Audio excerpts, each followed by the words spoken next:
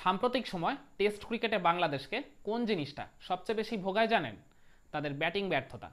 আরও স্পেসিফিক্যালি বললে তাদের টপ আর মিডিল অর্ডারের ব্যাটিং ব্যর্থতা। আমি তো সাম্প্রতিক সময় বলছি, কিন্তু এই ঘটনাটা বিগত বেশ কয়েক বছর ধরেই ঘটে আসছে। মূলত তাদের এই ব্যাটিং ব্যর্থতার জন্যই বাংলাদেশ এখনও ধারাবাহিকভাবে টেস্ট ম্যাচ জিততে পারে না। খেয়াল করে দেখবেন বাংলাদেশ এই সাম্প্রতিক অতীতে যে কটা টেস্ট ম্যাচ জিতেছে, কিংবা তারা জয়ের কাছাকাছি পৌঁছেছে, কিংবা জয়ের মতো একটা চান্স তারা ক্রিয়েট করেছে, সেই কটা টেস্ট ম্যাচেই দেখবেন খেয়াল করে যে তাদের বোলাররাই কিন্তু বেশি এফোর্ট দিয়েছে ব্যাটারদের তুলনায়। ব্যাটাররাও যদি বোলারদের সাথে কাঁধে কাঁধ মিলিয়ে তাদের কাজটা যদি করতে পারতো, তাদের দায়িত্বটা যদি পালন করতে পারতো, বা বোলারদের জন্য একটু লড়াই করার মতো পুঁজি যদি তারা সংগ্রহ করে দিতে পারতো, তাহলে বাংলাদেশ কিন্তু এতদিনে ওই কনসিস্টেন্টলি টেস্ট ম্যাচ জিততেই পারতো। কিন্তু ওই পার্টিকুলার ওই টপ আর মিডল অর্ডার ব্যাটিং ব্যর্থতার জন্যই তারা সেই কাজটা এখনও করে উঠতে পারেনি। তারা টেস্ট ক্রিকেট তো খেলছে মোটামুটি 24-25 বছর হয়েই গেল, কিন্তু তাদের এই জায়গাটা এখনও আর কি মেরামত হয়নি। আপনারা এই চেন্নাই টেস্টের কথাই দেখুন না, আর কি প্রথম ইনিংসে আর কি ভারতকে মানে কি সুন্দরভাবে আর কি এক প্রকার গুড়িয়ে দিয়েছিল বাংলাদেশের বোলাররা। প্রথম 2 সেশনের মধ্যেই তারা ইন্ডিয়ার 6-6টা উইকেট তুলে নিয়েছিল। এরপর যদিও সপ্তম উইকেটে অশ্বিন আর জাডেজার মধ্যে একটা জুটি গড়ে উঠেছিল 199 রানের, এইটাই মূলত বাংলাদেশকে কিছুটা আর কি ধাক্কা দিয়েছিল। কিন্তু দ্বিতীয় দিনের সকালে এই জুটিটাকে কিন্তু খুব বেশিক্ষণ টিকতে দেয়নি বাংলাদেশের বোলাররা। 343 রানের মাথায় ইন্ডিয়া যখন 7 উইকেট পড়ে যায়, তারপরে কিন্তু তাদের স্কোরটাকে আর খুব বেশি এগোতে দেয়নি। তো আর কি খেয়াল করে দেখবেন ভারতের লাস্ট 4 উইকেট তারা তুলে নিয়েছে মাত্র 33 রানের মধ্যে। তো ভারতের স্কোরটা ওইখানে 376-এ শেষ হয়ে যায়। তো এরপর জবাব দিতে নেমে বাংলাদেশের আর কি ব্যাটাররা লাঞ্চের আগেই হয়ে যায় 26 রানে 3 উইকেট। এরপর লাঞ্চের পরেই আর কি 10-15 মিনিটের মাথাতেই শান্ত আর মুশফিকের আর কি দুখানা গুরুত্বপূর্ণ উইকেট হারিয়ে তারা হয়ে যায় 40-এ 5। তো আর কি আপনারা প্রথম 5 উইকেটই যখন 40 রানের মধ্যে হারিয়ে ফেলবেন, তো তখন আর কি এই টিমের থেকে তো আর বেশি কিছু এক্সপেক্ট করা যায় না। এরপর যদি সাকিব আর লিটন একটা জুটি গড়ে উঠেছিল, কিন্তু তারাও আর কি সেটাকে আর কি খুব বেশি কন্টিনিউ করতে পারেনি তাদের ওই ব্রেনলেস আর ওই এক প্রকার আর কি নির্বুদ্ধিতা শটের জন্য। কিন্তু ওই আর কি তারপর মেহেদি হাসান মিরাজ টেল এন্ডারদের নিয়ে একটু লড়াই করলেও আর কতই বা তিনি লড়াই করবেন, তিনি নিজে 27 রানে অপরাজিত থাকলেও বাংলাদেশের স্কোরটা 149-এই শেষ হয়ে যায়। আর কি প্রথম 2টা সেশনের পর যেখানে মনে হচ্ছিল যে বাংলাদেশ এই টেস্ট ম্যাচটায় ডমিনেট করছে, মেবি তারা এই টেস্ট ম্যাচটা জিতে গেলেও যেতে পারে, তো সেইখানে এখন দ্বিতীয় দিন শেষে কি মনে হচ্ছে যে বাংলাদেশ আর কি এই টেস্টটা একদিন আগে হলেও হেরে যেতে পারে। মানে এখন এমন কন্ডিশন এই টেস্টের যেখানে আর কি পঞ্চম দিন অবধি খেলা গড়ানোর আর কোনো চান্সই আমি দেখতে পাচ্ছি না। চতুর্থ দিনও শেষ হয়ে যেতে পারে, কিংবা তৃতীয় দিনও কিন্তু শেষ হয়ে যেতে পারে, যদি আর কি বাংলাদেশের ব্যাটিং অর্ডার যদি আর কি আবার সেকেন্ড ইনিংসে খুব দ্রুত যদি কোল্যাপস করে যায়। তো এই রকমটা আর কি মানে টোটালটাই ঘটেছে তো ওই ব্যাটিং ব্যর্থতার জন্যই। তো বাংলাদেশের টপ অর্ডার মিডিল অর্ডার যদি একটু আর কি লড়াই করে তারা যদি একটু রানের পুঁজি এনে দিতে পারতো, বাংলাদেশের এই স্কোরটা যদি 149-এর বদলে যদি 249-ও যদি হতো, 249 বা 260-70ও যদি হতো, তাহলেও তো এই ম্যাচটা এখনও আর কি ইভেন একটা অবস্থায় থাকতো, এখনও 50-50 চান্স থাকতো। লড়াই করার মতো তো একটা পুঁজি তারা বোলারদের এনেই দিতে পারতো, কিন্তু সেটা তো তারা আর করতে পারেনি। ইভেন অলরেডি এখন মানে এর মধ্যেই ভারত 308 রানের লিড নিয়েই ফেলেছে। না জানি কালকে হয়তো আর 100-150 রান যোগ করে তারা ইনিংস ডিক্লেয়ার দিয়ে দেবে, বাংলাদেশকে আর কি ব্যাট করতে কালকেই পাঠিয়ে দেবে। সেটা যদি আর কি সেকেন্ড সেশনেও যদি তারা ব্যাট করতে পাঠিয়ে দেয়, সেটা তো আমি খুব একটা অবাক হব না। তো আর কি মানে খেয়াল করে দেখবেন এই বছর আর কি মার্চের দিকে শ্রীলঙ্কার সাথে বাংলাদেশ যে দুখানা টেস্ট ম্যাচ খেলেছিল, সেখানেও আর কি দেখবেন ওই মানে ওখানেও তো বাংলাদেশ ওই দুটো টেস্টই হেরেছিল, একটা বোধহয় সম্ভবত 328 রানে, একটা 192 রানে। দুটো ম্যাচেই আর কি বাংলাদেশের ওই টপ অর্ডার মিডিল অর্ডার চূড়ান্তভাবে ব্যর্থ হয়েছে। খেয়াল করে দেখবেন প্রত্যেকটা ম্যাচেই আর কি 100 রানের আগেই 4-5টা করে উইকেট বাংলাদেশের আর কি চলে গেছিল। তো এইরকমভাবে আর কি প্রায় সব ম্যাচেই যদি টপ অর্ডার মিডিল অর্ডার এইভাবে যদি কোল্যাপস করে, তাদের ব্যাটাররা যদি এইভাবে আর কি প্রত্যেক ম্যাচে যদি ফল করে, তাহলে কীভাবে সেই আর টিম আর মানে টেস্ট ম্যাচ ধারাবাহিকভাবে জিতবে? বোলাররা আর কি এফোর্ট দেয়, বোলাররা ডেফিনেটলি এফোর্ট দেয়, হ্যাঁ কোনো ম্যাচে হয় কোনো ম্যাচে হয় না, কিন্তু বেশিরভাগ ম্যাচেই কিন্তু বোলাররা তাদের কাজটা কিন্তু ঠিকই করে। মেনলি ওই আমি যেটা বলছিলাম, ওই পেসার বলুন স্পিনাররা বলুন, তারাই কিন্তু বাংলাদেশকে ওই টেস্টে আর কি মানে ওই জয়ের আশাটা দেখায় বা জয়ের মতো একটা পরিস্থিতিতে নিয়ে যায়। কিন্তু ব্যাটারদেরও তো তাদের দায়িত্বটা পালন করতে হবে। এই যে মানে মমিনুল বলেন মুশফিক আর কি যদিও একটু তিনি যখন খেলেন তিনি ধারাবাহিকভাবে পারফর্ম করার চেষ্টা করেন, একমাত্র মুশফিক ছাড়া এই বাংলাদেশের এই টপ আর মিডিল অর্ডারে কোনো ব্যাটারই ধারাবাহিক নয়। মুমিনুলও নয়, শান্তও নয়, জাকিরও নয়, সাদমানও নয়, মাহমুদুল হাসান জয়ও নয়, আর লিটনের কথা তো ছেড়েই দিলাম, তিনি তো আর কি ওই বছরে 2-4 বার বোধহয় রান করেন, ওই যখন রান করেন তখনই বোধহয় তাকে নিয়ে একটু মাতামাতি হয়, ব্যাস তারপর ওই হয়ে গেল যেই কার সেই।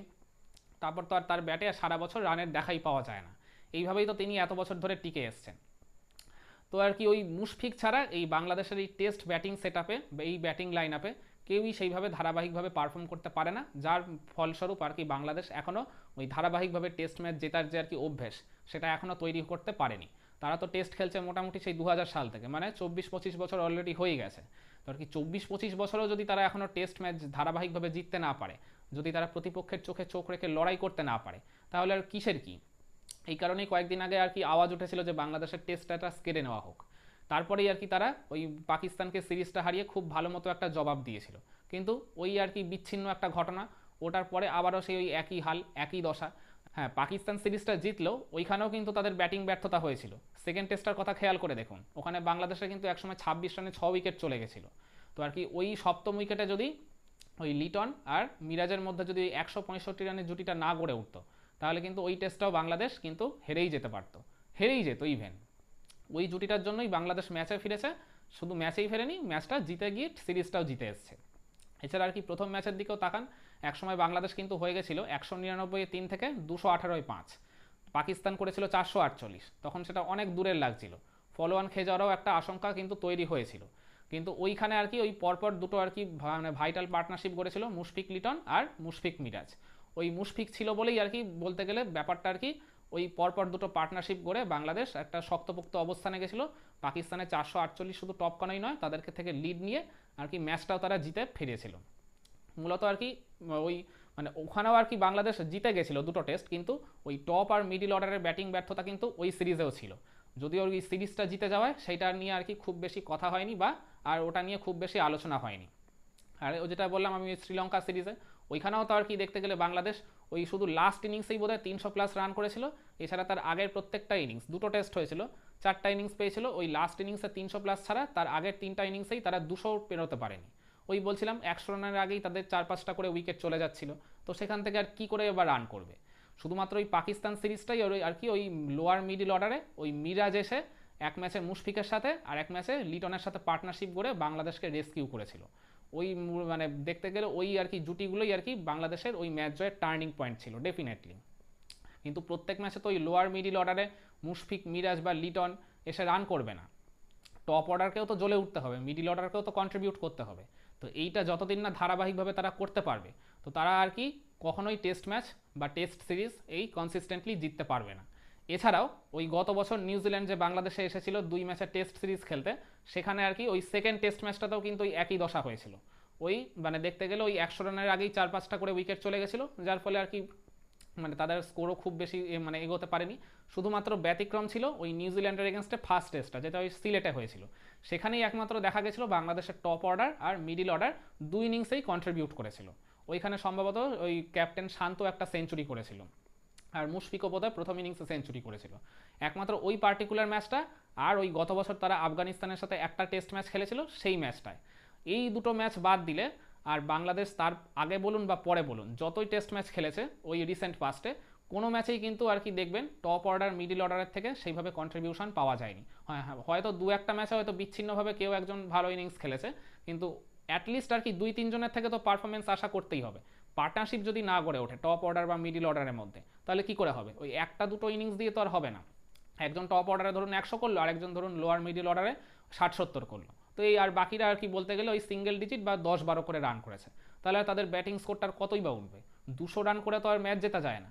অ্যাটলিস্ট 350-400 রান যদি না করে ধারাবাহিকভাবে প্রত্যেক ম্যাচে, হ্যাঁ যদিও আর কি উইকেট কন্ডিশন, ওয়েদার কন্ডিশন এগুলো আর কি ম্যাটার করে, কিন্তু অ্যাভারেজ স্কোর তো ওই 300-350+।